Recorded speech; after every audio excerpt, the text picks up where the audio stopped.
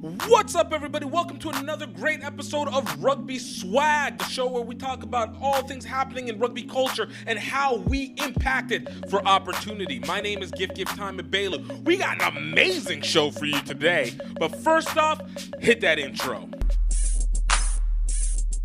I think the minute I stepped on a practice field for rugby, the calling happened. An 8-year plan to be on the team, and I was in it within 2 years. Don't wait until you are a pro to be a pro, right? And I walk around with a rugby ball sometimes and they're like, what is this child on? It looked like it was a heavy hit. It's up, it's not up. You know, that's the first time I played like professionally. I'm making rugby money. How can I make money outside of it? And there was two Scottish guys, and they said, "Oh, you're here for the movie." That rugby is a game for all shapes and sizes, all cultural aspects. He looked at me and he says, "You guys are awesome."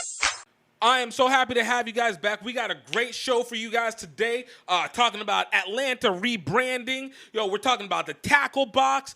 Big things happening within the USA Rugby of nationals versus people who are playing domestic and so much more stuff. But before we get started, I need you guys to please go ahead and subscribe to the YouTube channel, or please make sure you're following on any one of our streaming platforms. We're talking about iHeartMedia, Apple, Google Play, Amazon Music, Spotify, doesn't matter, Anchor.fm.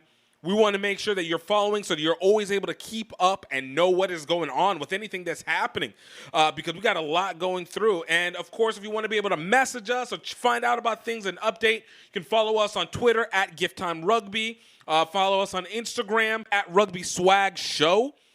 Follow us on Facebook at GiftTime Rugby, and of course follow us on TikTok at GiftTime Rugby. We're posting, breaking down videos, and of course allow you guys to be able to share and learn more and tell your friends, but mainly tell your friends, and of course hit the like button, leave a comment, continue the conversation. I want a big shout out to everybody who's left comments on previous episodes. I enjoy the conversation so much. If you don't know, we got some great insight from people. Love it. Continue to do it. Y'all are the best. And let's get on to this show. Our first story of the day is coming straight out of MLR. It's USA Rugby news, and this is a big one. I wasn't sure whether to start with this or not, but once I started reading the Facebook comments, absolutely had to get started with it, and that is the rebranding of Rugby ATL. Now, I really didn't even think that much about it because, honestly, I'm not a big fan of Atlanta. I'm from Louisiana. I'm a New Orleans fan. I'm from Baton Rouge, but a New Orleans fan. And New Orleans is a natural rival of Atlanta. We're basically the same thing. I consider Atlanta to be fake New Orleans, but that's just me. That being said, I did not expect for a rebrand, and I remember seeing it, and I didn't think anything of it until I started looking at the comments. And that's whenever it got for real. Like, that's when it got serious because everybody hated the rebrand. And basically what had happened is Rugby ATL changed up their logo. They went from the black, red, gray that they typically have had for the last, 3 years, to a much more, we can say, shirt modern version, which is a green and blue and pink. It's kind of like rainbow color with the green. I don't know exactly where they got the green from. I think the rainbow colors to be more inclusive. And then they kind of went with a stylized A for Atlanta, and then established 2019. I'm going to put the video. If you guys want to take a look, I'm going to put the links inside the description. And then if you're looking at the video, obviously you're seeing it. But I mean, it's a shirt logo, to say the least. But, man, when you talk about the backlash that's gotten from it, it is massive. I don't think there was one comment that was a positive. And I think the basic premise that I took from this is, this doesn't represent Atlanta, and why the heck did you not talk to us about it? And the president for Atlanta, Rugby Atlanta, Amanda Winter, basically wrote out a whole letter apologizing and basically saying, like, they should have talked to the fans, and they want to just be more Atlanta, to say the least, I guess, whatever. And then they did a Facebook Live. I definitely did not watch a Facebook Live. I do not care about Rugby Atlanta that much. But, again, it doesn't seem like it went over very well. From my opinion, I'm not going to lie. The first thing that I saw was the video that they made. And the video I thought was great. Like, I think it's a great marketing video. It's very modern. It's very up to date. And for what it's worth, it was a good look. Overall, I don't know if people are going to really like my opinion on it, but, I'm happy Atlanta did this. Like, this is a good move. Like, for what it's worth, it was a good move. I mean, everybody hates it. Don't get me wrong. And the colors are hideous. And I love someone made a great comment that the Rugby ATL colors are basically the same as the Chicago Hounds colors, as if there's like a trend of evergreen green that's happening and everybody just wants to kind of follow that like trend. I don't know why green is now the color to go with, but I like the fact that Rugby ATL took a risk. I mean, again, not all risks have to work, but I'm glad they took a risk. Whenever they created the video, shout out to Freddie Ajudwa, who was on episode 24 for Rugby Swag. Go check him out. Was one of the front models for the Rugby ATL video. But I'm glad that somebody is trying to make rugby, connect with its city. And again, not to say that it passed, but I saw what they were trying to do.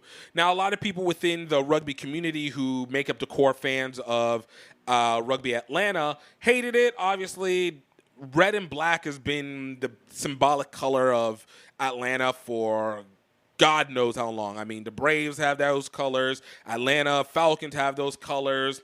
I'm pretty sure their MLS team has those colors. So, setting aside from the black and red or the gray and red, really the black and red that they have going on, I thought it's because Georgia really is a red state in all formats. Like, it's a red state. So the need to have some kind of positioning with that is always necessary. But I think it's important that people in rugby are willing to take risks. Now, here's another thing that I think a lot of people are going to disagree with me on, and it's the amount of fan base input that is needed. I think in this situation, you probably could have at least surveyed a little bit more. You got to do your market research with your base. I'm not saying that you have to go with what they say, because I've seen already in rugby the number of times that fan base has made a decision, and I'm not gonna lie, like when they go with a fan base voted decision, I've hated the result almost every single time. I think shout out, Premier Rugby Sevens, great and actually really good product, really great product in my opinion. But I hate every single one of their names, and every single one of the team names are fan based created. I get including a fan base, but my God, sometimes the people are not correct. Customers are not always right. But in this situation, they probably could have played around a little bit with it, just because it's not so much that the logo itself needed to be maintained, but things like the colors and what they resonate, especially in a state like Georgia and a city like Atlanta. You have a lot of interactions that need to elicit emotions, and colors elicit emotions. So I will say that they dropped the ball on that one. But in terms of like the entire rollout that they were going for, I can see where they're going. It was a little Calvin Klein-y for me, but they were trying to make a brand that is utilizable for casual wear as well.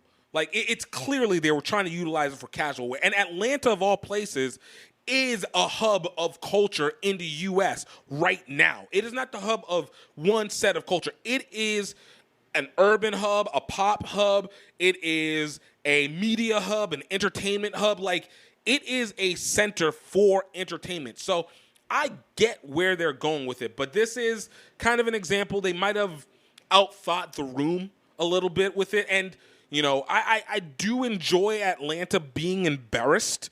Like it is a specific pleasure of mine for the city of Atlanta to be embarrassed a lot. Fake New Orleans, but in this situation, I always like at least people making the risk to push it forward.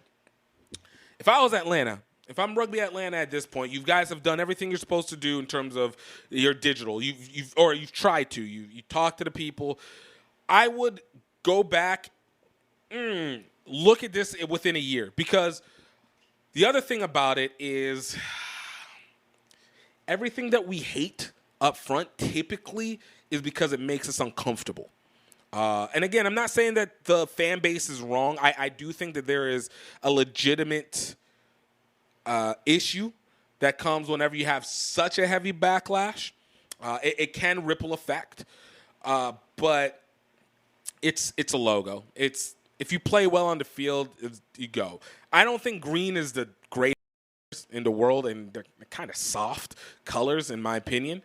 But you need to give it a year. Obviously, you got to give it a year. You've bought merch. You clearly have done banners and signs and all these stuff to be able to push a marketing rollout, plus the video.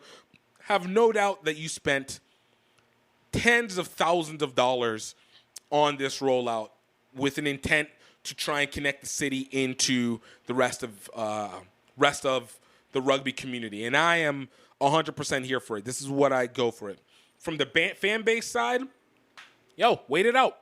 Like, if your team's winning, then go. If your team starts losing with these colors, now you have a real argument. But it just reminds me so much of what we would do whenever Facebook would change their layout. And whether people will complain and say that the layout was better previously to what it is now is to be determined. The key component is most people just got used to it. I mean, every layout changes.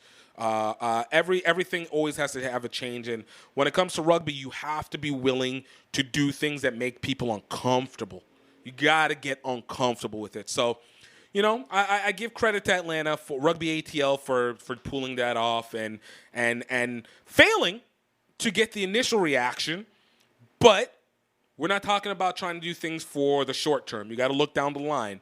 Fan base wise, you guys now have a reason to leverage wins out of ATL. So you can't have a year like you did in 2021 and 2022.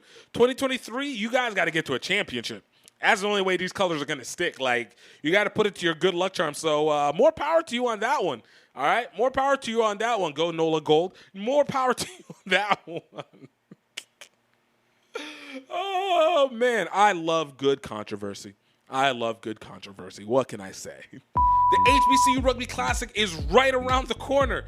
March 31st to April 2nd at Howard University in beautiful Washington, D.C. We're bringing the best HBCUs, best high school teams out playing some of the best rugby. And of course, it is a cultural event, so we're going to make sure to give you guys the best entertainment, from step shows to music to some of the best bands that we have in the area. So guys, I think you need to go ahead, get your tickets. Just run over to hbcurugbyclassic.com. Tickets available now, starting at $25 for the weekend, $10 per day.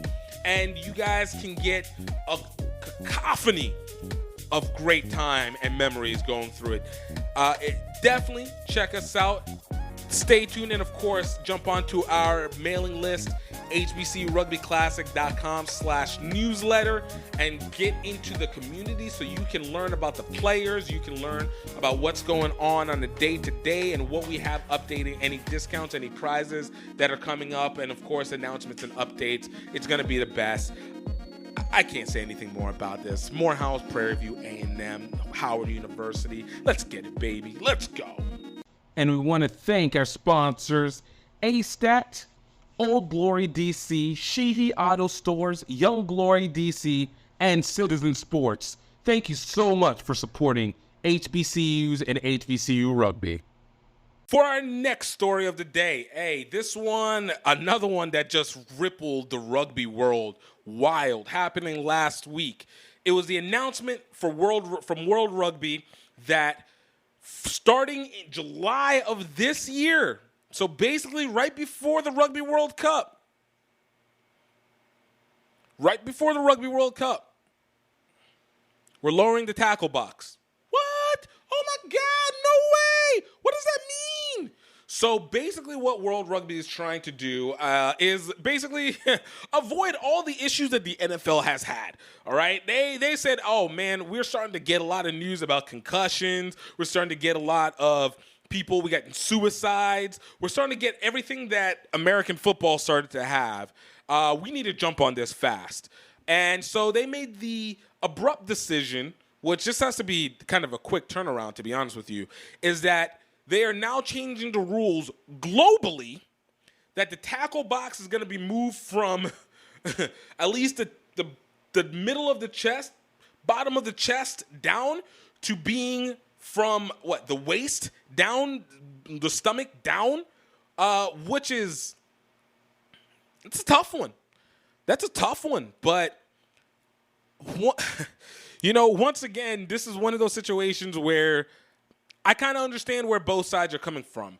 Again, this is news that was not received very well by the rugby community. A lot of people complaining about the difficulty, possibilities of injuries to the face from the knees, yada, yada, yada, yada. But the reality of the situation is it's kind of a rule that feels like it's being more enforced than it is actually being something new. It just kind of reminds me of the progression of how the speeding up the play ruling that World Rugby made, again, not too long ago. And to even speak to the point, clearly we're expecting to see more.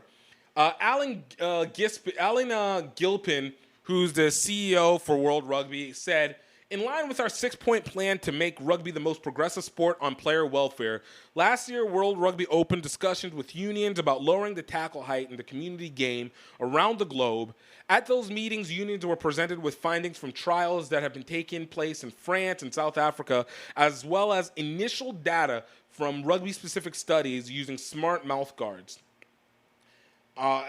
Going on, he would say, discussions with the union have progressed and formal proposals to be applied around the world are expected to be presented to our executive board in March. We welcome the RFU taking these proactive steps. Rugby will never stand still when it comes to player welfare, and this is a prime example of the sport, once again, putting our words into action. So, as I said, it's trying to get ahead of problems that have already started to exist. It's changing the concept. Like, one of the annoying myths that we always talk about with rugby is that it's safer than American football, which is utterly BS. It's really not.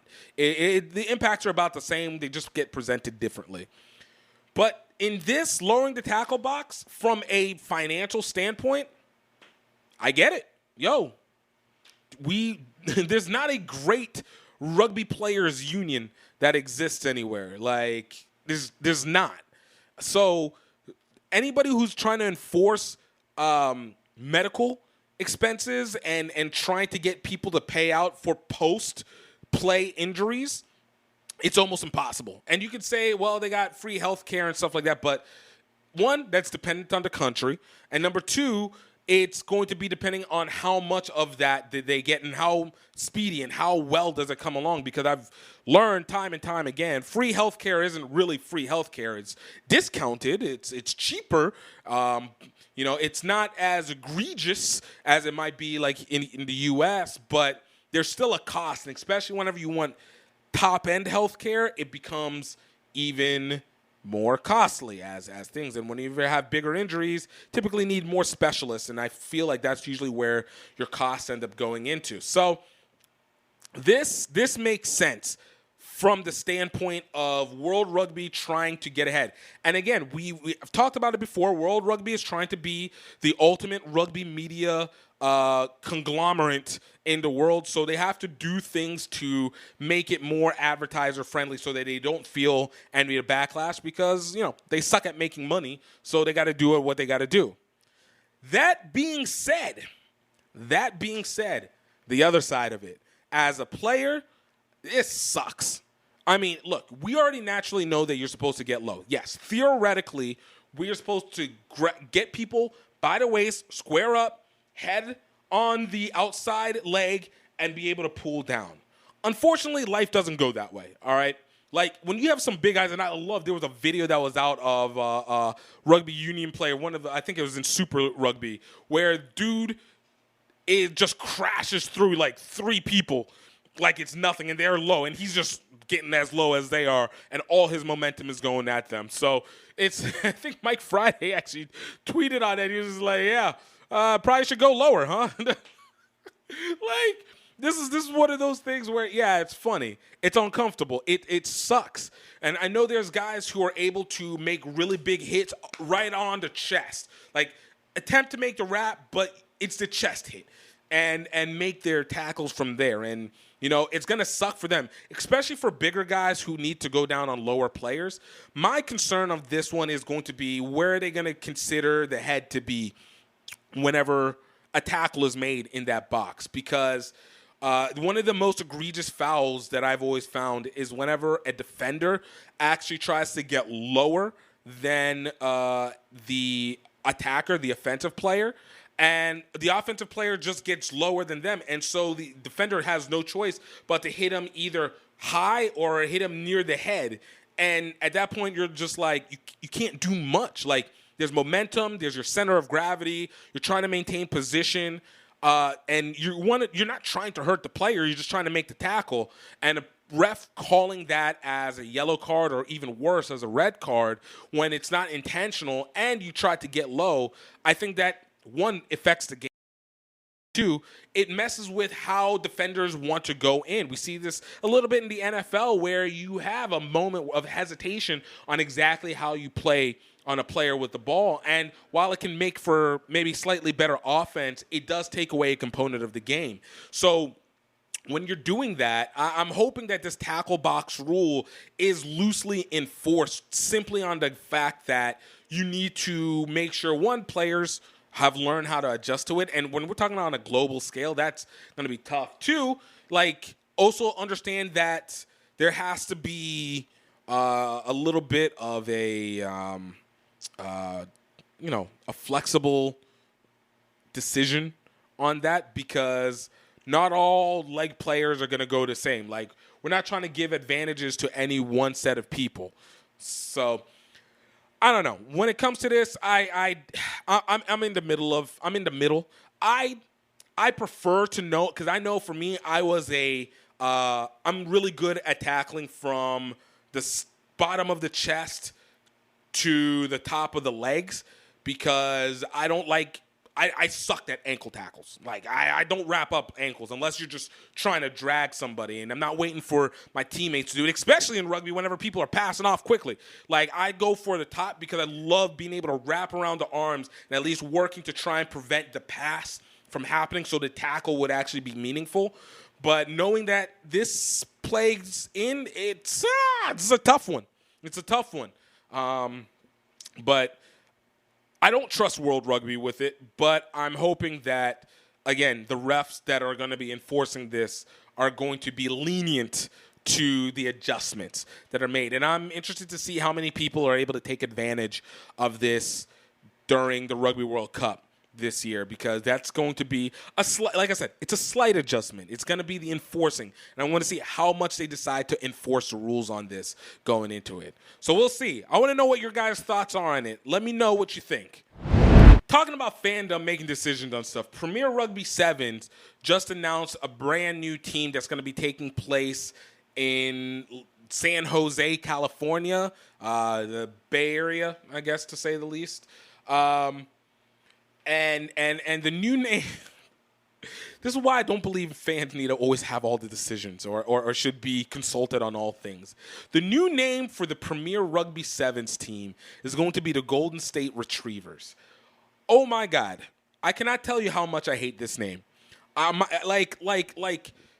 These are social rugby names. Like, these are social. I've never wanted to watch a team get disrespected more than I want to watch the Golden State Retrievers. Yeah, I get it. It's a cute name. But oh my gosh, there's nothing about this that feels intimidating. Like, you guys better get, like, the best players. This is like the same thing I said with Rugby ATL. Like, you guys changed up your colors, but you better win a championship, because with colors that bad or the name this stupid, like you need to change. But I know this is Premier Rugby Sevens. Honestly, all the names for the teams are stupid in my opinion. Every single last one. They are all like the video game names that you put together whenever you're just like bored, or is the ones that are on like the Capcom parody, or what do you think? The bootleg Capcom versions of like sports games when they don't actually have the licensing rights. So like they utilize these names that are so generic or just are so jokey that you just can't take them with any real seriousness. But, you know, shout out Premier Rugby Sevens. I actually like them as the program. I think they've done a great job in connecting the Sevens players that are international with domestic level Sevens players. And it actually speaks a lot of volumes to where our talent levels are within the country. Because we need to know, like, who isn't getting really selected on this? Or are they able to compete? Or is it just really like a real diversity in the, not a diversity, a real segmentation in the abilities of players that are playing for the U.S. national side versus players that play for a club national side who've won national championships domestically or who have played for championship teams or even have played overseas and came back over. I love that mixture is, and it makes everybody much more accountable for their talent and their skills and understanding the levels that are there. I thought last year was a great first season. Like, it was great. It was interesting. It was exciting. The movement, it worked. They did a really great job. Shout out to Owen Fennell and the group like that. But I freaking hate the names. I can't. I'm not going to hold that back. The names are so bad. They're so bad. So, you know, shout out to San Jose with their Golden State Retreat. I want to punch this name. Like, it makes me angry on the inside. I'm sorry. There's not much that I have to say with this. Yo, they got a draft. Hey, they're doing, I think they've already been putting out, what do they call it? Combine camps, tryout camps. They had one in Austin not too long ago, and they're doing another one in San Jose. I said Owen Fennell. I meant Owen Scannell. Owen Scannell. My bad. But they're going to be playing at PayPal Park. They'll be hosting the 2023 Western Conference Finals tournament. Games start June 17th. No. Yeah, games start June 17th, and championships August 5th. It's good fun, great setup. I love it. I think it's helped the Sevens game. I think I said this in a episode way earlier. I think it's one of the reasons Perry Baker did not retire from USA Rugby. Like it was rumored that he was going to after the Rugby World Cup Sevens last year. I think Premier Sevens actually really helped significantly in that, and I think we're seeing the benefits of that now. But yeah, everything about Premier Rugby Sevens I enjoy except for the names of the teams. That's it. There's nothing more to say on this one. Commercial. Before I let you guys get back to it, I want you guys to go check out rugbyoutletmall.com. Yo, this is the place where we are bringing in casual rugby wear. We're trying to set up the designs, make sure that we are giving you something to represent rugby. That's not just a jersey, and that's not just your kit. It is something that you and your friends and your mama and your kids and your parents and your best friend and your wife and your husband and your boyfriend and girlfriend and your they, and just make sure that everybody is able to rock some rugby gear without having to necessarily be stuck to any one type of rugby gear. We want it for your day-to-day, everyday life. I know that's redundant, but that's how beautiful we want it to be. You know, definitely check out our most recent update, our Rugby Swag Show shirts. They're available now for purchase. You guys can get it, and for any first-time buyers, I'm talking to you. Yo, I'm giving you guys 20% off the first purchase. Take as many as you want, 20% off the first purchase. And of course, if you guys will get on the newsletter, you guys are going to see more coupons and discounts that come along with that as well too. But 20% off, and all you guys need to use is coupon code Grow Rugby. That is GREAUX Rugby. Great quality gear. Definitely something for your present, something to be able to give. Obviously, we just got past the year, so that means birthdays are coming out. Valentine's Day is just around the corner, and you have so much more. Yo, hook your family, hook your people up with what's right. Hook your people up with what's right. Go to rugbyoutletmall.com and enjoy out. And, of course, it helps support the show and our media endeavors. Let's get you back. This weekend, we had a amazing slate of games in New Zealand. Hamilton Sevens went down, and man, all I can say is I have never seen so much effort from the USA team like I've been seeing the last several HSBC Sevens tournaments. I don't know what turned on. I don't know what changed. I don't know where the embarkment is. Maybe it's the embarrassment from Rugby World Cup Sevens. Maybe it's a talk of everything. I've talked about it multiple times. But the men's and women's teams are absolutely killing it. Absolutely killing it. It is the most interesting rugby that I've seen played in the last 5 years. I do not think I've been more interested in watching the U.S. national team since 2017 when the women's absolutely were killer in the Rugby World Cup that year. USA men and women finished third and second, respectively. USA men beat France to finish third in Hamilton Sevens, and USA women beat everybody except for New Zealand to end up second in Hamilton Sevens. And honestly, I said this before, for the women, New Zealand is the final boss. We have to slay this dragon at some point in time. And we got the talent. Nia Tapper asked Cap.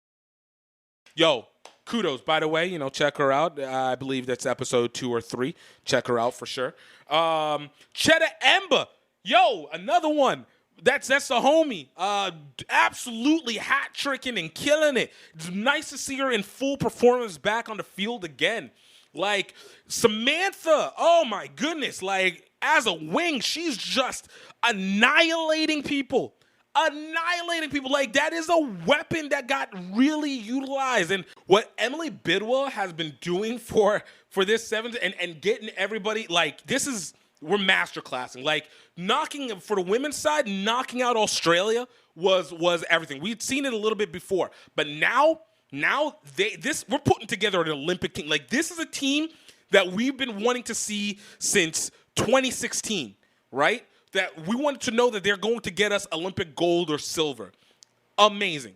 I think they've been absolutely killing. This is a roster. Though we had a little bit of a change from the women's side. Jazz Gray was injured, and Sarah Levy is being replaced for Sydney Sevens coming up this weekend. But for the women's side, we're slaying dragons. But, woo, this New Zealand team, we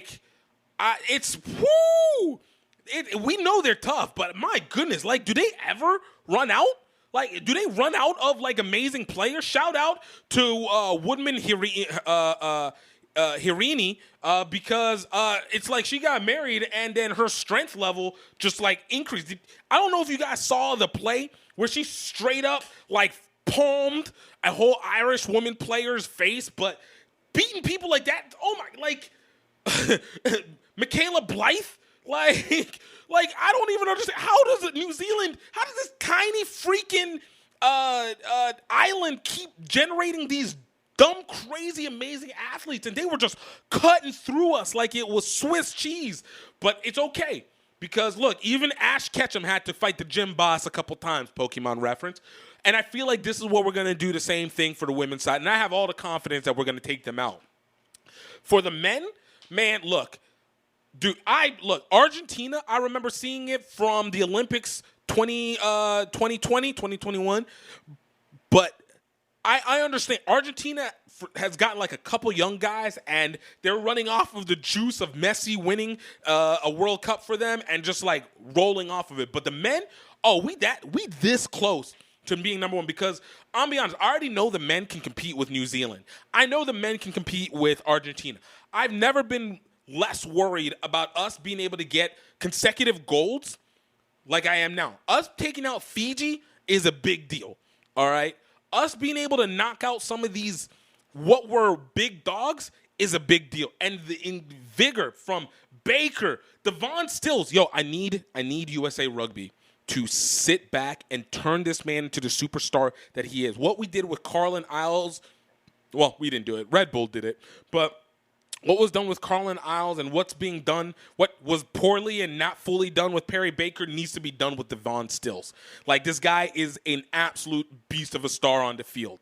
I don't know if he doesn't talk. I don't know if he doesn't do interviews. I don't know if he's an introvert who just likes to be a soldier. But F all that. You need to make this guy a star because every time that he's on the field, he is lightning to watch. He is absolutely lightning to watch. And I want us to do that because it makes it easier for us to keep following them wherever it is that they go. Like, I am hyped. Like, I don't get this excited about USA Rugby because we always are like, it's always like on the edge. But no, I am hyped for our sevens teams. I am so excited to see what's going to happen next because we are absolutely murdering people. Don't get me wrong. I might not be excited all the time, but I'm always in support. Absolutely murdering. So shout out to this team. Hamilton Sevens, absolutely killing it on Rugby Mecca ground, all right? On absolutely Rugby Mecca ground, the way that it should be. Hallelujah. Hallelujah, man. Woo! Let's go. I can't wait to watch Sydney Sevens this weekend. Hey everybody, this is just the Break Train sending out a personal little video diary to all you people out there where I am going to document me riding most of the way between Singapore and Tokyo for the 2019 Rugby World Cup. I needed help, and it came from Louisiana. We in Singapore, baby! Gift from GiftTime Rugby USA is a extroverted tour de force. But what unites us is a hunger for adventure. Off to KL, Kuala Lumpur.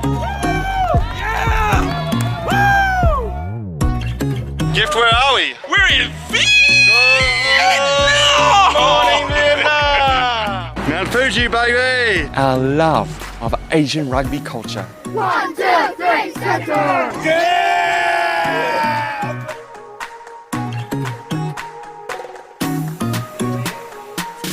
Rugby is starting to develop here in Cambodia for women as well. Valkyries, the mighty Valkyries!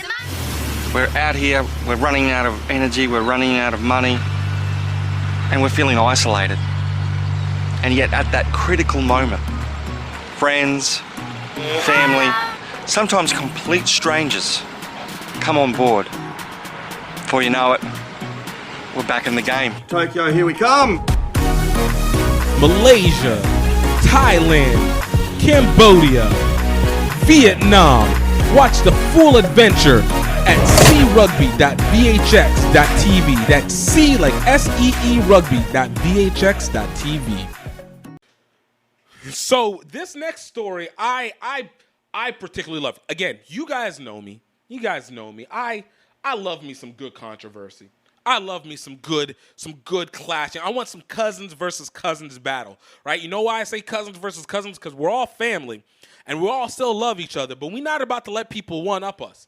And I speak to this because this past weekend, I don't know if you guys got a chance to look at Great American Rugby, run by the man, the legend, Lance Kavanaugh, and he put out a really interesting statement, and it was nice because this involved Mike Friday putting a little bit of a clash into it.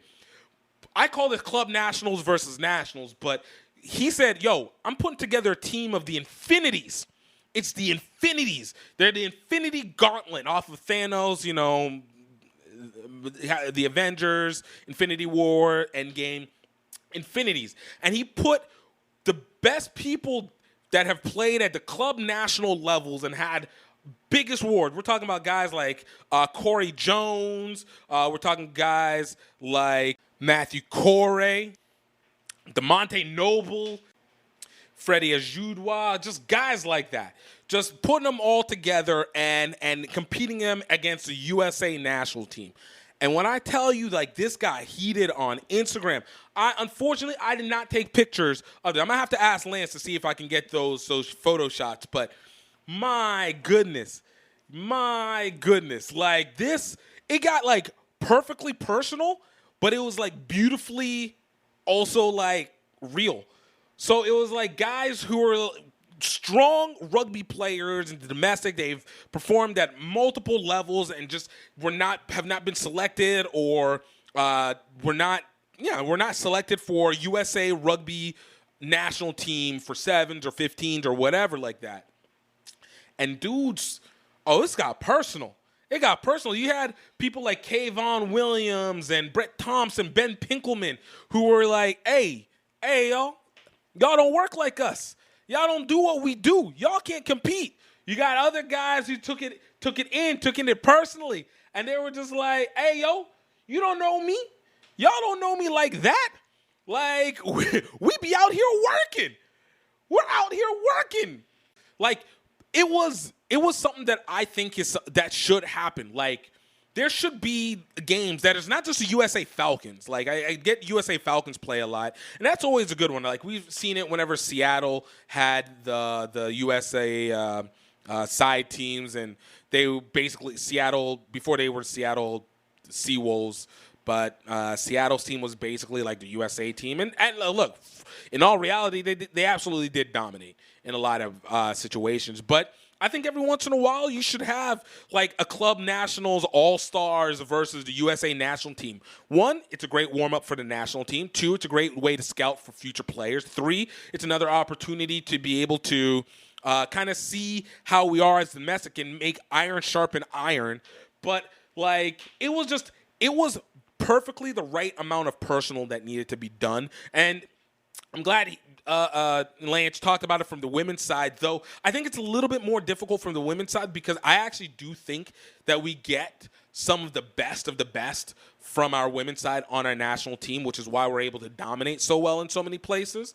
But I would still love to concede the WPL All-Stars versus the USA national team, which I think we do get that from time to time.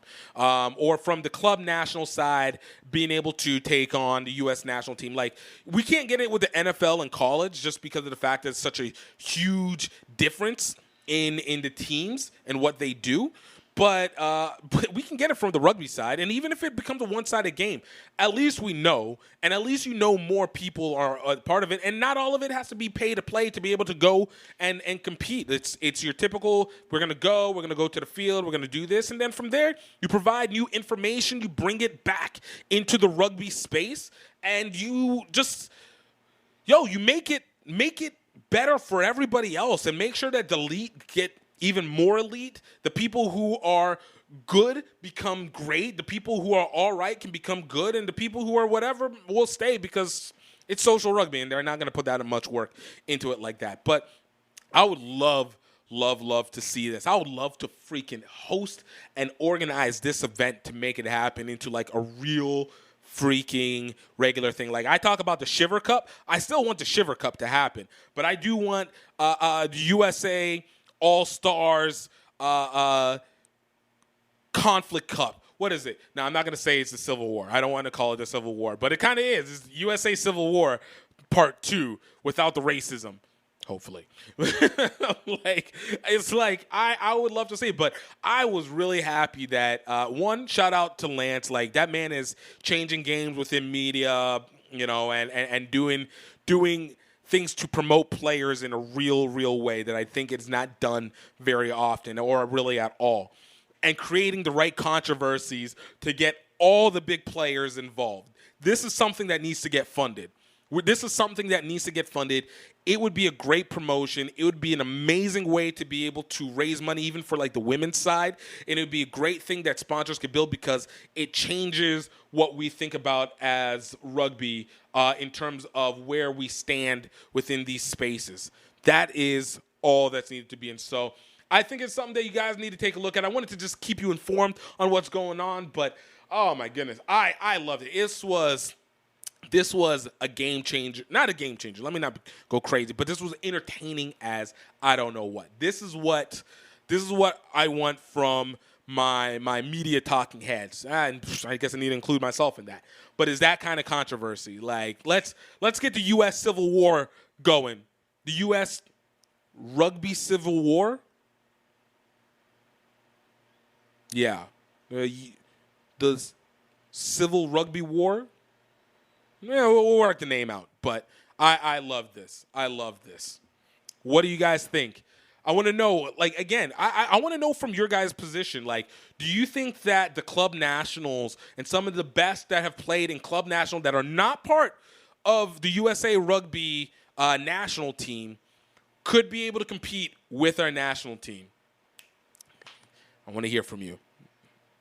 So, we always have to do a few rugby marketing tips, bring some rugby business into this. And one thing that I really liked, and this was really the slate for this week, was about when you guys are creating your next big rugby match, your next big rugby organization, a tournament, whatever it is that you need. Everybody always talks the same thing. Hey, where do we find resources? And most typically, resources always seem to come from either sponsors that we have connections with inherently or from the players who are going to be participating, which is why we have the problem of pay to play. It affects the way that our rugby is able to grow in the U.S., and it makes it very difficult for us to bring in new talent and be able to expand. We should expand for pay to play for elite, but not for base talent, in my opinion. But that's not what I'm here to talk about. My thing to talk about is how you should organize your competitions, how you should organize your the way you present your rugby. And one thing I say is you need to learn how to create culture and not games. All right? What does that mean? As I said, I'm talking about trying to create tournaments and games. You need to create culture, not games. In the lessons that I've learned doing this HBCU Rugby Classic and finding sponsors, the thing that's made the sponsors most piqued and interested about what we have going on is the fact that it's something that shifts culture. Now, we can't say everything can shift culture, but I'm going to tell you, actually, that's a lie. Everything can shift culture, but you have to be able to present it. A lot of times we'll have tournaments and showcases, and they'll have names, and we'll just talk about how we're having the most rugby teams ever playing together, blah, blah, blah, blah, blah, blah. And honestly, it doesn't mean anything. It doesn't mean anything because ultimately you're just repeating what you've already done. You just added more people into that same fold. The same goes for whenever you do social tournaments. With social tournaments, at least there's a play there is a thematic jolliness that goes along with it. But ultimately, in the end, it doesn't necessarily make it sponsor-friendly. And it doesn't make it something that people will necessarily invest in unless it is incredibly unique. Incredibly unique. And you don't have to get that complicated. But when you're making something, you want it to affect culture. So an example, not in rugby, but something like the Bayou Classic. The Bayou Classic is an HBCU football event that's basically North Louisiana versus South Louisiana.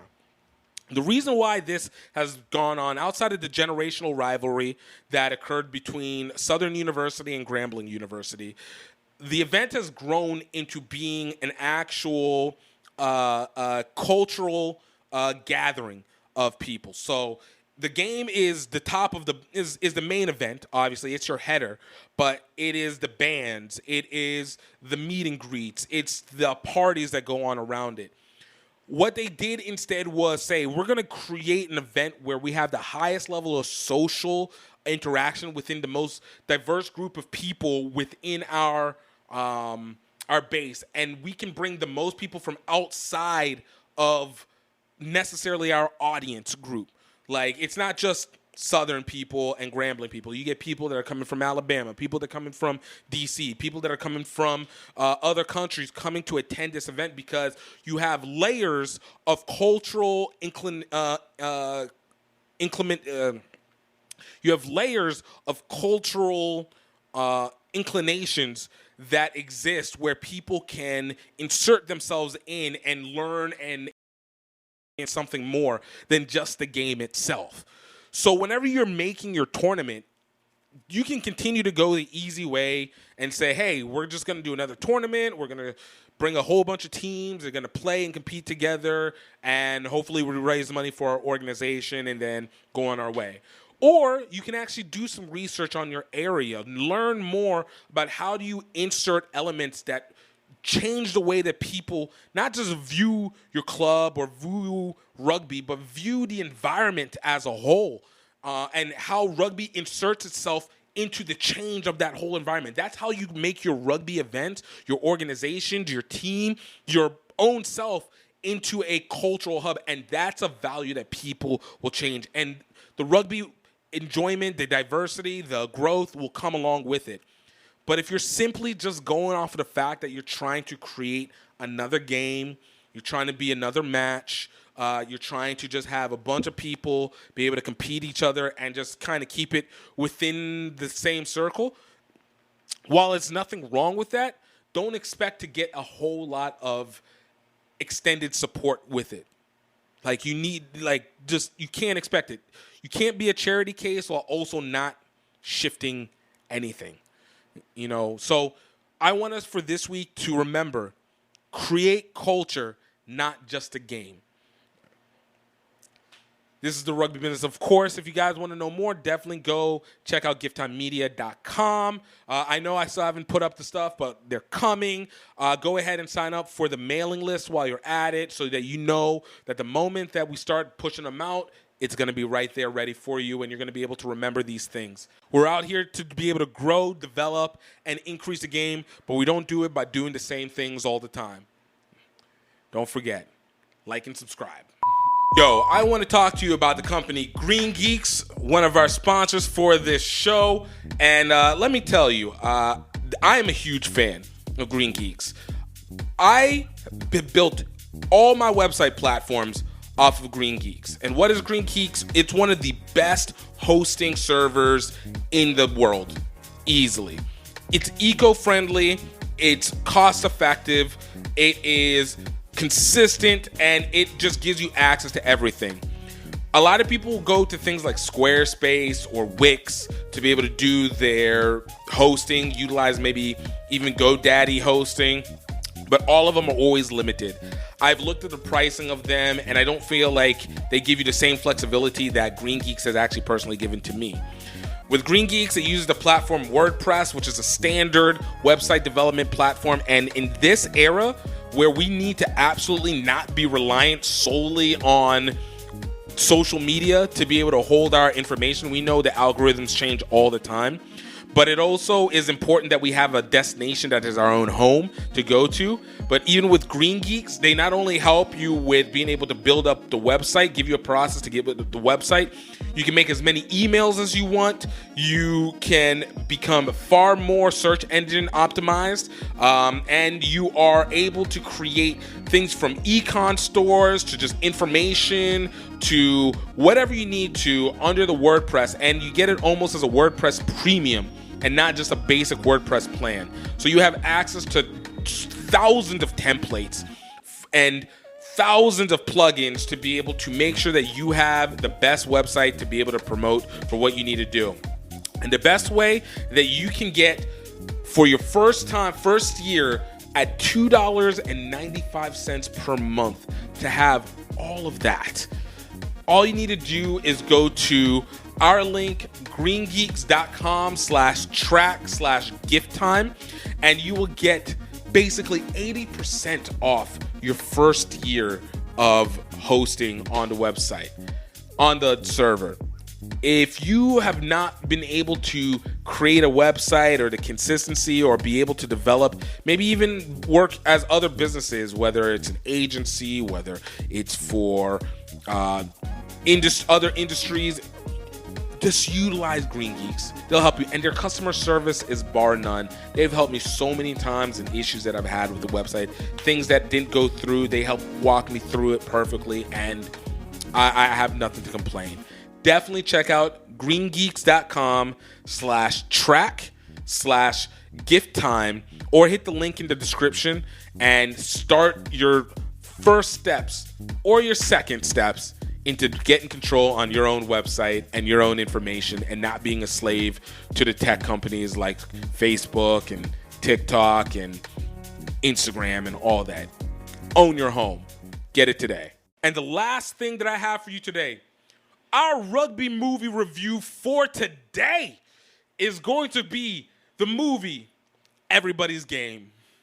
Rugby can be that vehicle to change a lot of people's lives, I think, and just not enough people are exposed to it. Yeah, I just felt a part of something, and it was the first time I really had that feeling.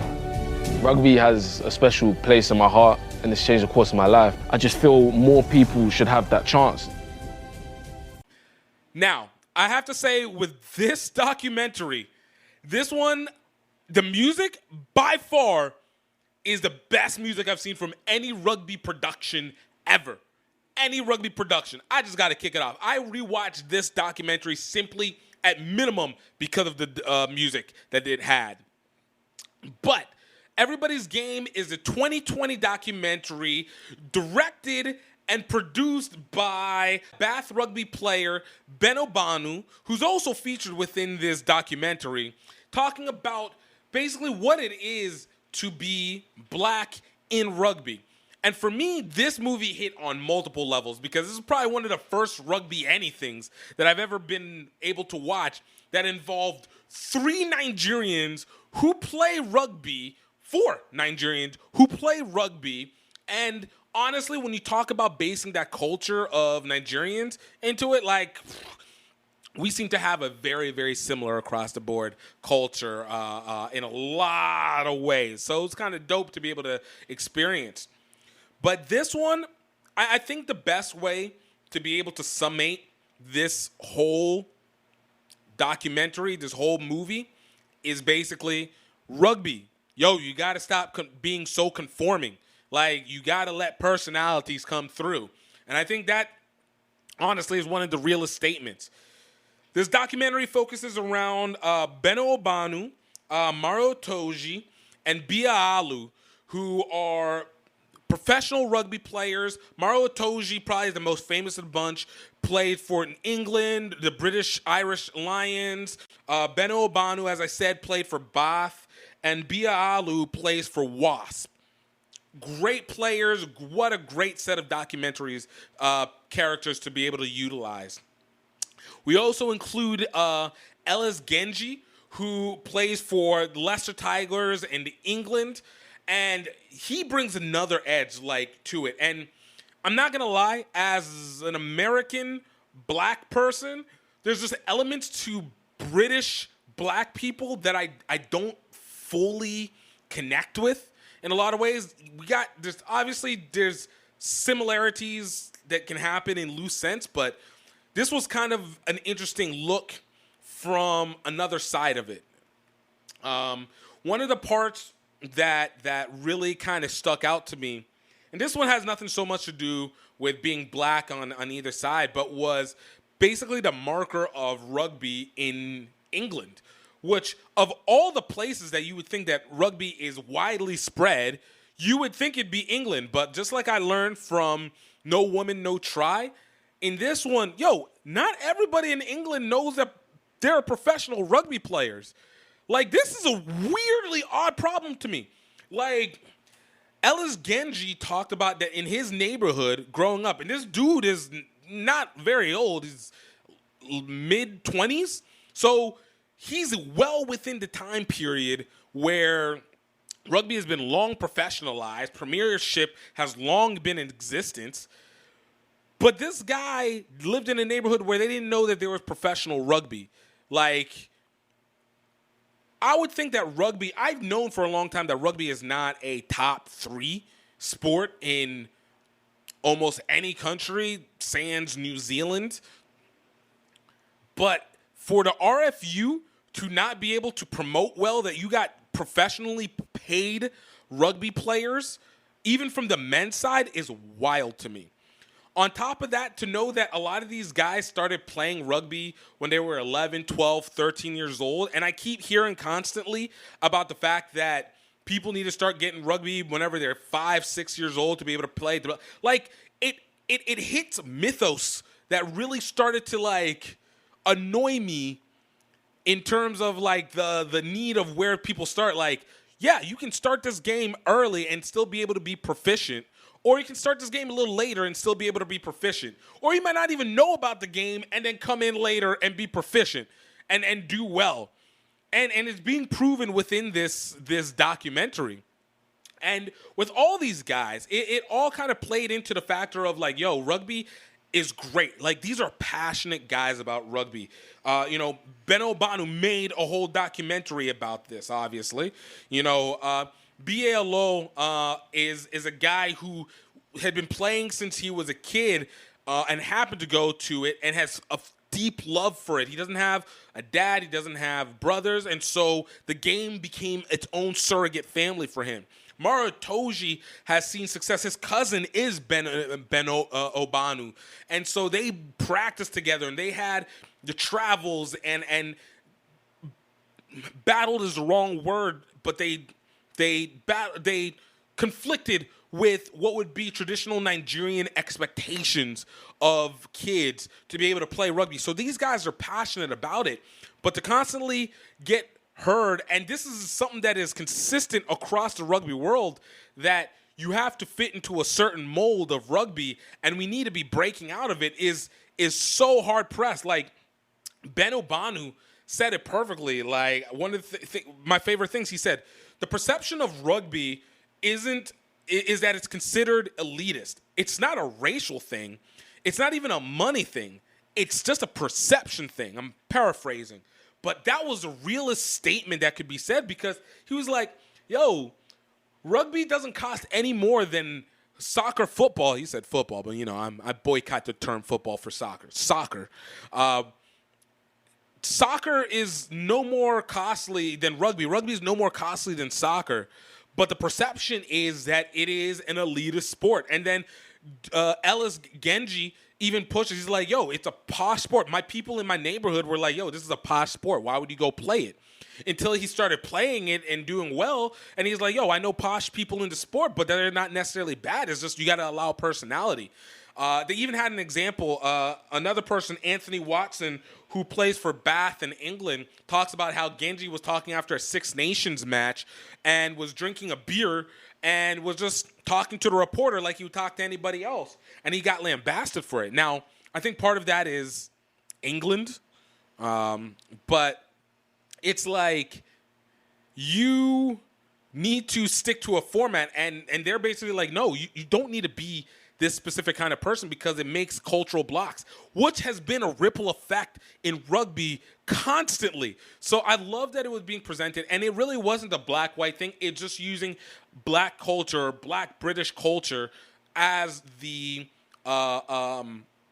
standard ground for what to expect in this contrast. And speaking back to what I was saying about not being heard, it would blow my mind to know that there's people in the U.S. that didn't know about football, didn't know about basketball, number 2 sport, didn't know about hockey, and didn't know about baseball. Like, these are the top 4 sports. Rugby is a top 4 sport. I've known since I was a kid in all 4 of these sports that professionalism existed. In fact, I don't know a world where they've never been professional in some way, shape, or form. To know that there is a world, that there's a whole section of kids in the UK alone that don't know about rugby or don't know about professional rugby is wild to me. Men or women, that is wild. What is happening? Oh my goodness. So this documentary touched in a real way. But overall, this is just a consistent breakdown of how much rugby needs to allow personality and culture, various cultures, to be able to enter and break through the sport. And I think it's happening more today than ever. When this movie came out, it was 2020. So they clearly filmed this around early 2020, late 2019, right before the pandemic, before everything really crashed together. So for this to be able to come out then, and then now we are in 2023, while there's still a lot of work to need to be done, I have to say, are easily, like the forcing requirement of more recognition of personality and various cultures within rugby culture itself, being able to be presented, it stuck out. It's like it's mandatory. Like everybody's talking about it.